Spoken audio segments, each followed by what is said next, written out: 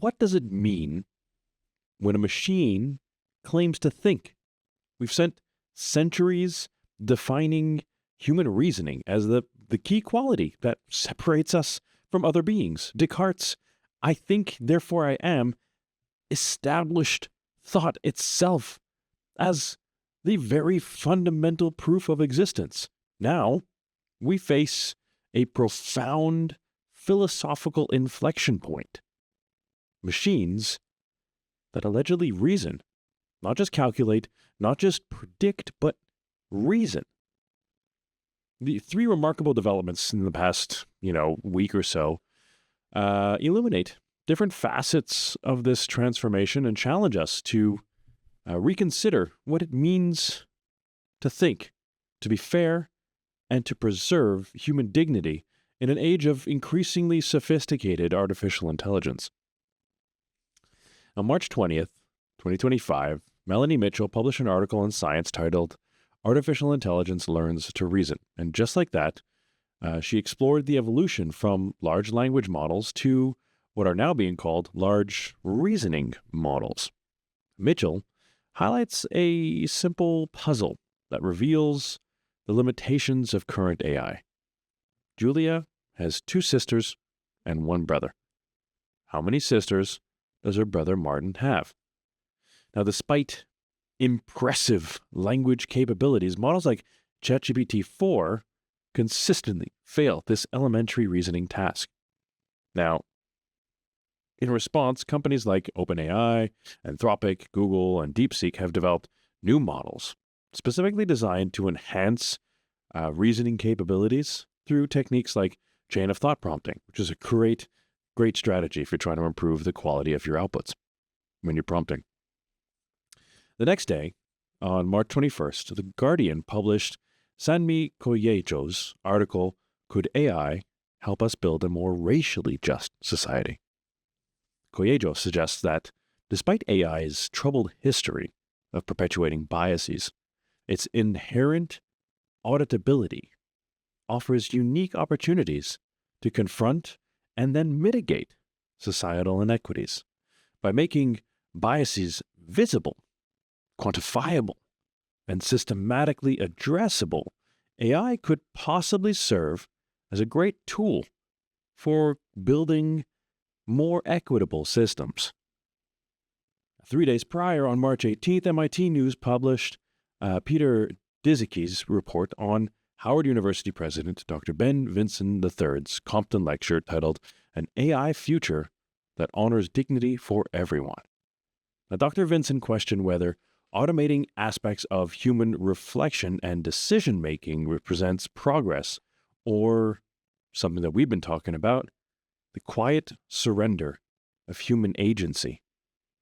He emphasized that technological advancements need to prioritize human welfare, advocating for universities to provide strong, resolute, ethical oversight in AI development. Now, these developments, they all converge to create what philosophers might call an epistemic rupture, a fundamental shift in how we understand knowledge, how we understand reasoning, and more specifically, how we understand human uniqueness. The implications extend far beyond just technical achievements to touch the very core of what we consider distinctly human. Immanuel Kant, the 18th century Prussian philosopher whose critique of pure reason remains a cornerstone of Western philosophy. I don't even know if I have the book here still, but he argued there that human understanding is structured by certain innate categories that shape our experience of the world. Kant made a distinction between analytic judgments, which are true by definition, and synthetic judgments, which add a new type of information. He believed that certain synthetic judgments were a priori, or knowable independent of experience, and these form the basis of our very human reasoning. Now, the development of large reasoning models, or LRMs, represents an attempt to emulate these innate structures, enabling machines to process information in ways that mimic human reasoning. Yet Kant would likely question whether a machine lacking actual consciousness and subjective experience could ever truly reason in the human sense. Because for Kant, reasoning wasn't merely about following logical steps, but about exercising conscious judgment, an inherently human faculty that brings together the facets and faculties of logic, intuition, and even moral awareness. This tension between simulation and genuine understanding is even more salient when you consider John Searle's Chinese room thought experiment. Now, Searle, a contemporary philosopher known for his work on mind and language, argued that syntactic processing, manipulating the symbols according to rules, doesn't equate to a semantic understanding. In his famous thought experiment, a person in a room basically follows instructions to manipulate Chinese characters without understanding Chinese. Now, the person might actually produce outputs that appear to demonstrate understanding, but they're merely following rules. Now, when you apply this to LRMs, Searle's argument brings a couple of really important questions to light. Are these models genuinely reasoning, or are they just performing more sophisticated symbol manipulation? The distinction matters here because it shapes exactly how we understand the relationship between human and artificial intelligence.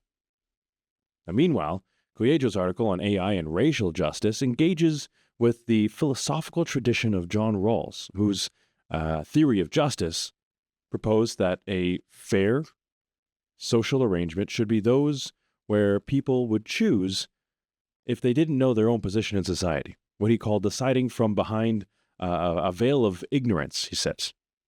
Now, Rawls argued that rational people in this position would select principles that provide the greatest benefit to the least advantaged members of society.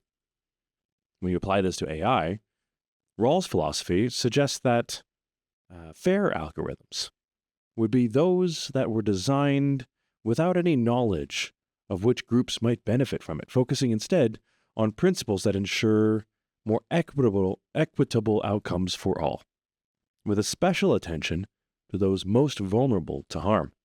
The metric elicitation techniques Koyejo describes can be seen as technical implementations of Rawlsian principles, letting stakeholders define and measure fairness in ways that actually prioritize justice. Yet, Michel Foucault, the French philosopher, who basically analyzed how power operates through knowledge and institutions, would actually caution us against looking at technology as a neutral tool for justice. Because for Foucault, systems of knowledge are inexorably linked to systems of power. The ability to define what counts as fair or unbiased is itself an exercise of power. From this perspective, AI systems designed to address racial bias must be scrutinized not only for their outcomes, but for the power dynamics that are embedded in their very creation and development. Dr. Vinson's concerns about human agency and dignity resonate quite actually with the philosophy of Martin Heidegger, who warned against viewing technology merely as a means to an end. In The Question Concerning Technology, Heidegger argued that modern technology reveals everything, including humans, as a standing reserve, resources that will then be optimized, or that are supposed to be optimized and exploited. This inframing actually threatens human dignity by reducing people to their simple utility. So when Dr. Vinson questions whether relying on AI for decision making represents progress or surrender, he kind of echoes Heidegger's concern that technology might actually diminish what is essentially human. The challenge isn't about merely making AI more capable, but rather to ensure that it serves human flourishing instead of diminishing it.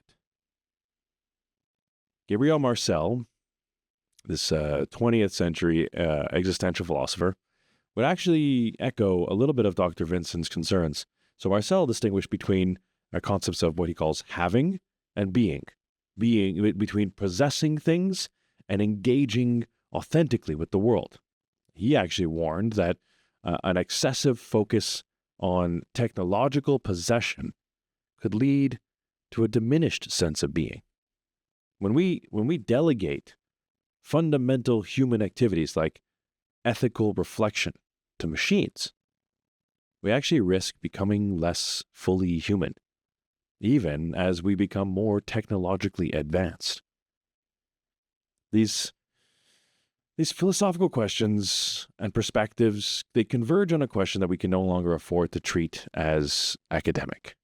What happens when machines begin to encroach upon the final refuge of human uniqueness, our capacity to reason? I think we're at a point of transformation right now where it's more profound than the industrial or even the digital revolutions that we've experienced in our lifetimes. Those revolutions that changed everything we could do. This one changes everything that we are. When OpenAI, Anthropic, Google, and others develop their reasoning models, they aren't simply creating more powerful tools, they're potentially rendering obsolete our most cherished definition of humanity. And let me be clear here. The technical limitations Mitchell identifies remain significant. These machines don't truly reason, as Kant or Aristotle would understand the term. But that's precisely what makes this moment so treacherous.